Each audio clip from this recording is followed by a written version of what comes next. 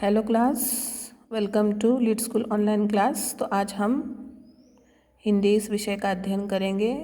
गैतासिका में हमने एक फूल की चाह इस कविता को पढ़ा और वह हम समझा कि उस कविता में क्या दिया गया है। उस कविता में सुकिया नामक एक बच्ची है छोटी सी, वह एक महामारी की जो बीमारी होती है उस बीमारी से वह ग्रस्त होती है और उस बीमारी के कारण वह अपने पिता से एक रट लगाती है कि मुझे देवी के चरणों का जो फूल है वो फूल चाहिए।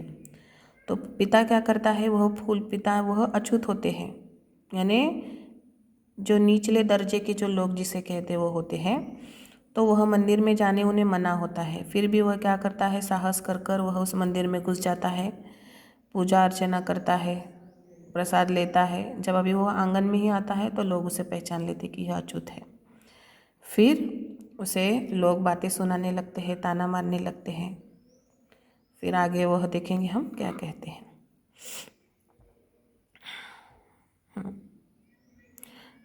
माँ के भक्त हुए तुम कैसे, माँ के भक्त हुए तुम कैसे, करके यह विचार खोटा, करके विचार यह खोटा। माँ के सम्मुख ही माँ का तुम गौरव करते हो छोटा। कुछ न सुना भक्तों ने झट से मुझे घेर कर पकड़ लिया, मार मार कर मुक्के घुसे धम से नीचे मुझे क्या कर दिया, वह गिरा दिया। यानी सुकिया के जो पिता में जो भीड़ से कहा कि तुम माँ के कैसे भक्त हो, जो खुद माँ के गौरव को मेरी तुलना में छोटा कर रहे हो। यानी तुम कैसे कर सकते हो कि तुम ही माँ के भक्त हो, मैं नहीं हूँ। यानी तुम अच्छे हो तो तुम माँ के भक्त हो, तुम ही पूजा कर सकते हो और तुम ही मंदिर आ सकते हो और हम नहीं आ सकते, ऐसे आप कैसे कह सकते हो। जो ऐसे सुकिया के पिता कहते हैं उन भीड़ वाले लोगों को। आगे देखो, अरे माँ के सामने तो छूत अछूत सभी एक समान होता है, परंतु सुकिया के पिता की इन बातों को किसी ने नहीं सुना। वह कहता है कि माँ यानी मंदिर जो भगवान होते हैं, भगवान को सभी उसके जो भी श्रद्धा भक्त होते हैं वह एक समान ही होते हैं।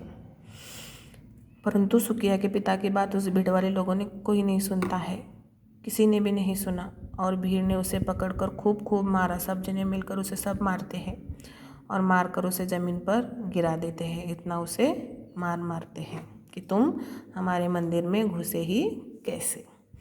मेरे हाथ से प्रसाद भी बिखर गया सबका सब, हाय अभागी बेटी तुझ तक कैसे पहुंचा सकूँ यह अब। न्यायालय ले गए मुझे वे 7 दिवस का दंड विधान, मुझको हुआ था मुझसे देवी का महान अपमान।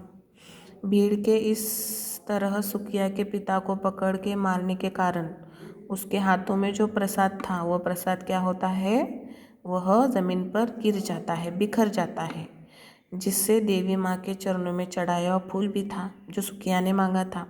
सुकिया के पिता मार खाते हुए, दर्द सहते हुए भी सिर्फ यही सोच रहे थे कि अब ये देवी माँ के प्रसाद का फूल उसकी बेटी सुकिया को तक कैसे पहुँचाऊँ, ऐसे वह सोच रहे थे। भीड़ उसे पकड़कर न्यायालय ले गई, यानी पुलिस स्टेशन, जहाँ पर उसे देवी माँ के अपमान जैसे भीषण अपराध के लिए 7 दिन उसे कारावास का दंड दिया गया। यानी 7 दिन उसे जेल में डाला गया कि यह अछूत होते हुए भी हमारे मंदिर पर आकर वह अशुद्ध कर दिया, ऐसे कहने पर।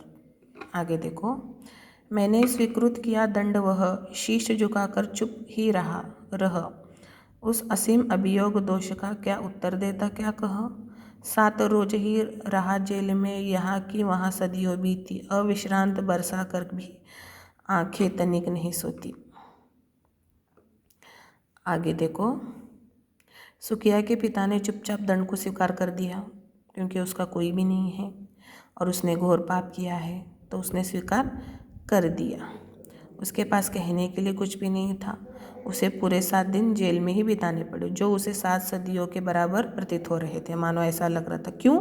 क्योंकि उसके घर में उसकी बच्ची बीमार अकेली पड़ी हुई थी खटिया पर। पुत्री के वियोग के सदैव बहते आंसू भी रुक नहीं रह पा रहे थे कि मैं क्या करूं कि मेरी जो सुकिया है उसे कैसे देखूं, वह कैसी होगी, उसने खाया होगा कि नहीं, उसने वो उठी हो कि क्या नहीं, यह सोचते सोचते उसके आंसू बह रहे थे। वह हर पल अपनी प्यारी पुत्री को ही याद करता और रो रहा था, रोते ही जा रहा था और याद करते ही रह रहा था कि मेरी बच्ची अकेली वह घर में क्या कर रही है और वह कैसा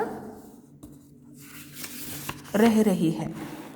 आगे देखो, दंड भोग कर जब मैं छूटा, पैर न उठते थे घर को, पीछे ढेल रहा था कोई भय जर्जल तनु पंजर को, पहले किसी लेन मुझको नहीं दौड़कर आई वह, उलझी हुई खेल में ही हाँ आपकी देन न दिखाई वो। यानी जेल से छुटकर जब वह भय से यानी डरते के कारण घर उसे जाने का जी नहीं हो रहा था कि अभी वहाँ जाने के बाद क्या हो गया और मुझे क्या देखना पड़ेगा, यह सोच रहा था। और उसे वह भी डर लग रहा था कि बच्ची ने उसे क्या मांगा था, माँ के चरणों का फूल। ऐसा प्रतीत हो रहा था कि उसके शरीर के अस्थिर पंजर को मानो कोई उसके घर की ओर धकेल रहा था, यानी कोई उसे ज़बरदस्ती घर बुला रहा था। जब वह घर पहुंचा तो पहले की तरह उसकी बेटी दौड़कर उसे लेने नहीं आई, यानी गले नहीं लगी आई, और ना ही वह खेलते हुए बाहर कहीं दिखाई दे रही थी, यानी घर आने के पास उसकी बेटी उसे इधर उधर नज़र ही नहीं आ रही थी। आगे देखो, उसे देखने मरघट को ही गया दौड़ता हुआ वहाँ, मेरे परिचित बंधु प्रथम ही फूंक चुके थे उसे जहाँ, बुझी पड़ी थी चिता वहाँ पर, छाती धधक उठी मेरी, हाय फूल सी कोमल बच्ची हुई राख की थी ढेरी। यानी जब वह घर पर अपनी बेटी को नहीं देख पाता तो वह अपनी बेटी को देखने के लिए क्या शमशान की ओर दौड़ता है। परंतु जब वह शमशान पहुंचा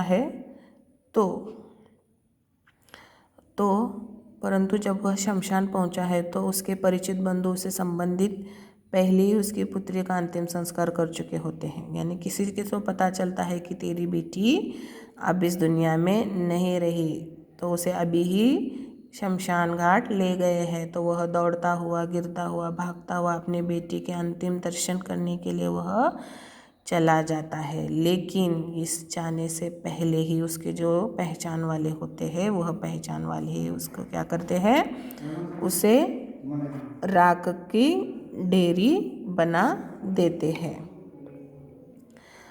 आगे देखो, उसकी पुत्री का अंतिम संस्कार भी कर चुके होते हैं। अब तो उसकी चिता भी बुझ चुकी थी। यह देखकर सुकिया के पिता की छाती धधक उड़ती है। उसकी फूल की तरह कोमल सी बच्ची आज राख का ढेर बन चुकी थी। यानी उसकी जो फूल सी बच्ची होती है वह बच्ची अभी राख की ढेरी बनकर पड़ी हुई थी। आगे देखो, अंतिम बार गोद में बेटी तुझको ले ना सका मैं, हाय एक फूल माँ का प्रसाद भी तुझको दे ना सका मैं। अंत में सुकिया के पिता के मन में बस यही मलाल शेष बचा हुआ कि वह अपनी पुत्री को अंतिम बार गोद में भी नहीं ले सका और ना ही उसका दर्शन कर सका।